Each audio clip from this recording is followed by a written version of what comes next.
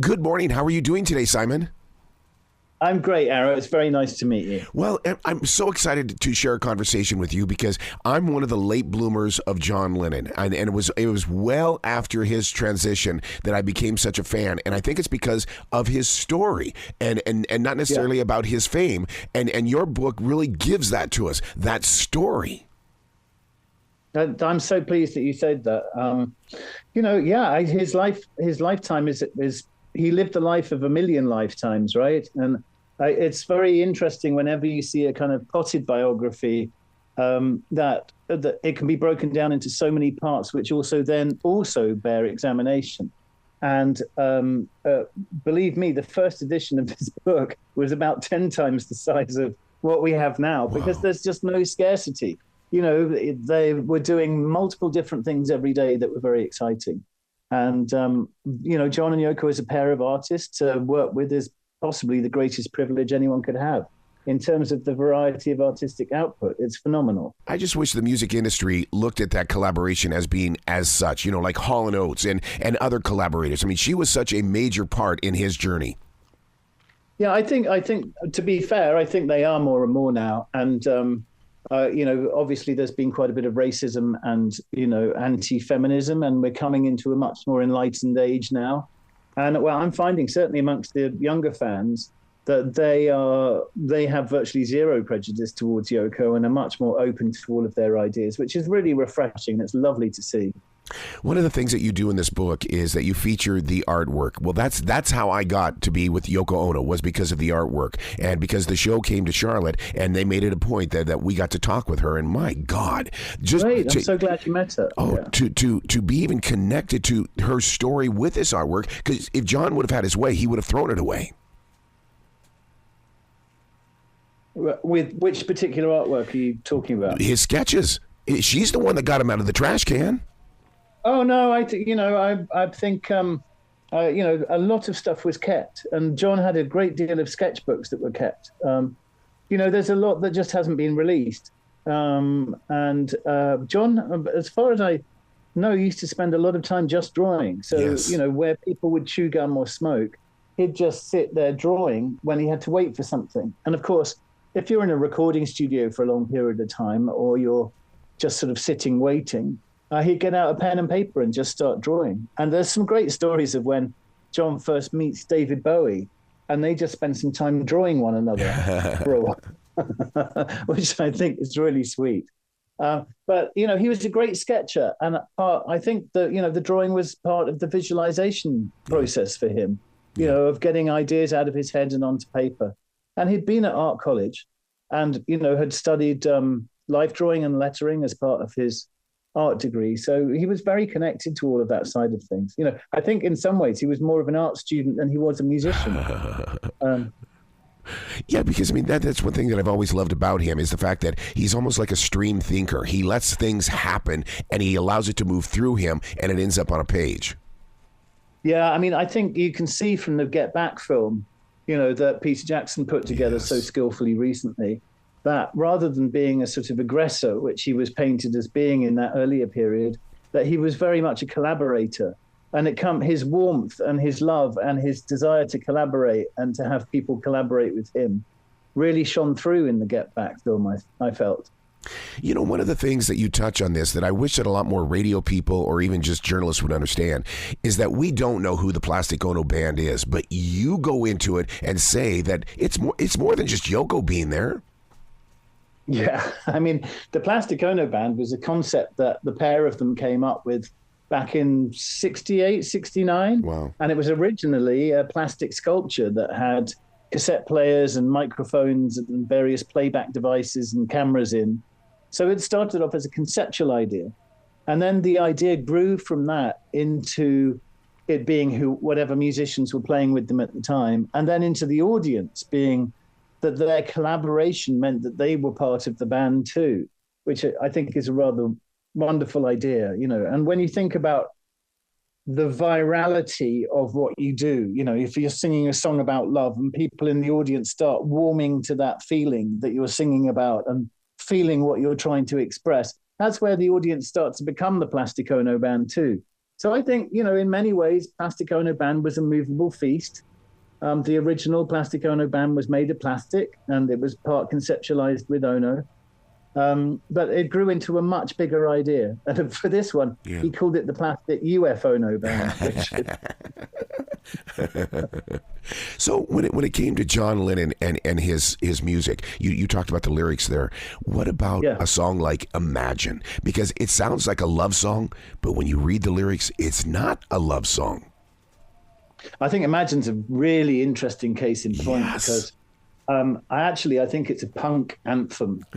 And because the words are going completely against what everybody was, quite strictly adhering at the time. Imagine there's no heaven, right? So if you put a rock beat to that, you could see that being, naturally going with the lyrics. But because it was put across with loads of sugar in a kind of bark-like chord sequence, it's a bit whiter shade of pale, it's a bit bark, with strings and very gentle. It's now become an anthem. It's played every year at the Olympics. It's the song that gets wheeled out when anybody has a crisis. And it's an absolutely beautiful song. And it's actually come to represent a more progressive side of thinking that opens you up to a much broader world. So it doesn't kind of pigeonhole you into one religion or thought process that makes you exclusive to anybody else. It actually opens you out to everything and includes atheism, agnosticism. I think it's really beautiful. And actually, as a structure, if you look at the way it's structured in terms of its iambic pentameters and the meter of the words, it's really close to it's really very close to an absolutely perfect poem. Wow.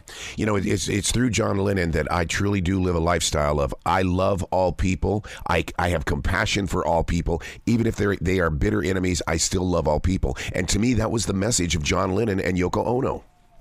Yeah, I think that's very true. And I think it's very interesting if you look at their lives, how much difficulty and strife they went through and how much pain and how much combating that pain and how many people were trying to rip them off and do stuff. And yet throughout that, their creative output was always been love, peace, and truth. Yeah. And if you examine the songs and the lyrics of the songs, and you can listen to the Mind Games box set that we've got out at the moment that deep dives into the album, where the mind games are really about trying to play positive mind games with one another, giving out peace and love in order that might reflect in your friends and to create a better world. So in many ways, Mind Games is a continuation from the themes of Imagine, of peace and love, but in a very progressive way. And I think it's really beautiful and very infectious. Personally and professionally, what is it about the album Mind Games? Because the reason why I bring that up is because I can listen to it and every single time it feels like it's fresh and brand new. I've never understood that.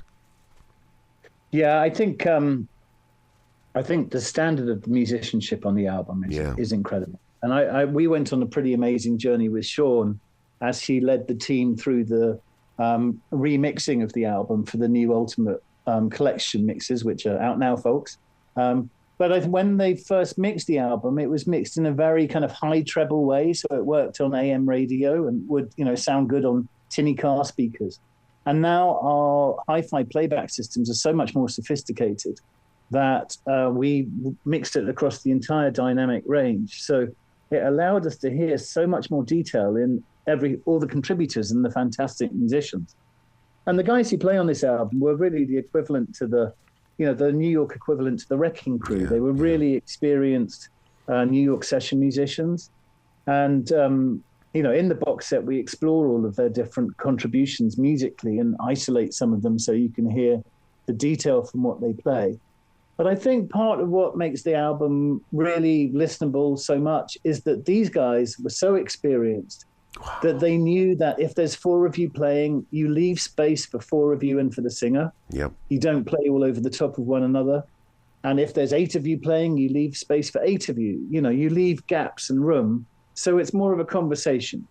And I think that's something that comes over really beautifully in the mix, is the kind of the space that it all creates, And also the lyrics are very powerful. There's some great songwriting on this album. And I think the earlier production on the album kind of held it back. from being recognized as being such a songwriting masterpiece. I mean, you talk about his lyrics. Oh my God, something would come to him when everybody least expected it, and he would go with it because it was something that he felt in that moment. And I just can't imagine what it was like to receive such incredible things like that. Yeah, I think it's very interesting. If you listen to isolated vocal takes of him singing, his singing is really in the moment. You can hear that he's feeling each word and phrase as he's singing it. And it's a really unique talent he had for when he was going in to do the final master vocal takes. You could just really feel that he was experiencing everything that he meant to say in those words. And he never really liked his voice, but I just think he's one of the best singers that's ever existed. Like, the emotion and the tone is incredible. Right. What is it like for you to get that close to vocals when you've got just his voice? And the reason why I bring that up is because I have a copy of Bohemian Rhapsody from Queen, where I get to go in and listen to everybody's individual voices with no instrumentation at all. So for you to be that close to John Lennon, come on, it had to have changed you. Yeah, I mean, it's it's very profound. And also putting the books together, we've been very lucky. I've been very lucky to be able to deep dive into the archives and find out, much more in terms of letters and correspondence and, photos and what they were reading. I mean, one of the sections in this book goes into all of the paperbacks and literature they were reading. We go into, their re-embrace of magical thinking during this period. And, they were filming and recording things as they went.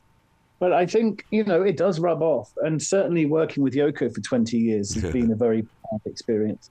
I mean, she's never shy of picking up the phone and calling and then speaking to us. So. And her soft voice. Her voice is so soft. Oh, she's a sweetheart. I love her to bits. She's absolutely fantastic. Don't you think that if they would have had the internet and or social media, they would have been all over it? In fact, let's go this route.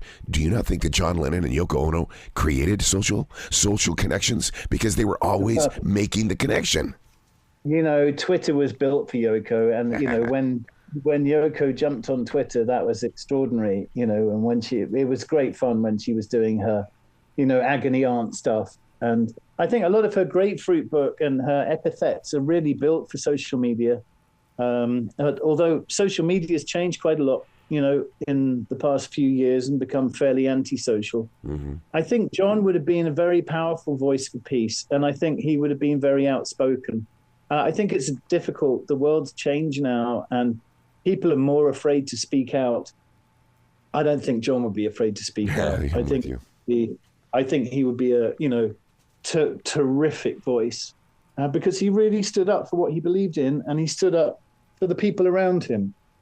He really believed in the power of people, and the power of people for change and betterment and to imagine a better world. But he was able to put it in a language that people found no judgment with. In other words, this album was very dark, but yet when you listen to it, I don't feel darkness.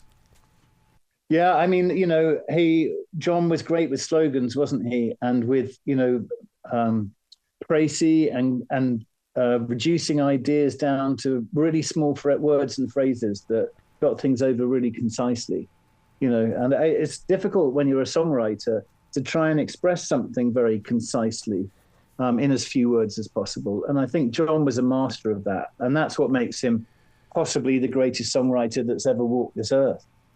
Wow. Some of my favorite pictures of John Lennon are actually him inside that engineering studio, because I really felt like that he was part of everything.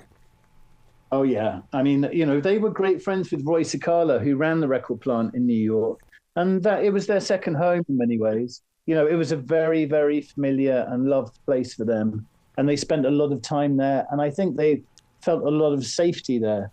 During this time, they were out and they were being tailed by the FBI, and, they had all kinds of people following them and wanting them. But when they were in the studio, they were in their safe place, definitely. And certainly, with John look, you've grown up in Abbey Road, for goodness sake. Exactly. What an incredible honor to be able to do that and to work with such amazing collaborators with Paul, George, Ringo, and George Martin,